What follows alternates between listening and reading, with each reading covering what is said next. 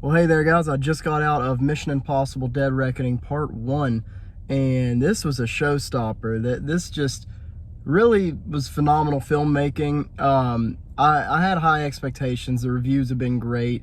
I loved all the recent Mission Impossibles. I mean, really since 4 to 6 have been flawless, damn near. And then I even went and revisited the old ones, and 3 is really good too, really underrated. As in terms of ranking, I would say this isn't my favorite. I still might give that to Fallout. Fallout's just feels like a pinnacle in like action. Like it just felt like video games at times, but like really like crazy emotions they got through there too. It just felt like crazy. This one feels really futuristic, given the subject matter, and you can't help but let it like creep under you and get under your skin. I'm not going to talk about the villain. I mean, you kind of learn pretty quick, but the threat here is very in tune with a Mission Impossible movie, but it also makes you reflect on the real world more than, I mean, I guess they always kind of have relevant topics, but this one, yeah, man, it really was like hard to get used to. Like, I knew the villain going in, and the more they talked about it, I was just getting a little creeped out, but you start to, the momentum definitely starts to die. That's my only flaw, is like the first 2 acts of this are fantastic, dude. Like breakneck pace, incredible sound design and action. There's some great chase scene where they're in a little fucking Fiat. That was awesome. And then the club scene, the intensity between all the characters and the close-ups and trying to think what they're thinking or trying to guess what they're thinking. Just awesome, dude. A lot of it reminded me of John Wick 4. This has been like one of the greatest years for action cinema, with this and John Wick 4 too. Damn near flawless action movies. I don't think this is as good as John Wick 4. I think that's a perfect film for the genre. But yeah, that club scene in here kind of gave me shades of the poker scene in John Wick. Really good intensity and drama and suspense. The editing is amazing here.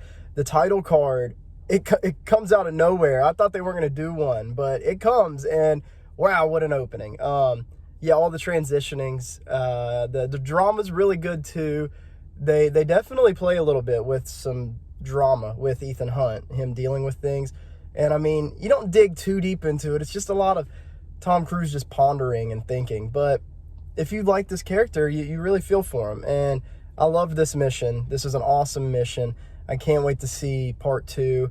I have a feeling part 2 might end up better than this one. Like I said, this one is really fucking great. Like, I'll give you my rating here in a second, but I think this could have been perfect, and I think the next one might be perfect. But like I said, Fallout's still the perfect Mission Impossible movie for me, and then Ghost Protocol is probably second. This might be right at 3, though. I'm going to have to do a ranking for you guys sometime this weekend.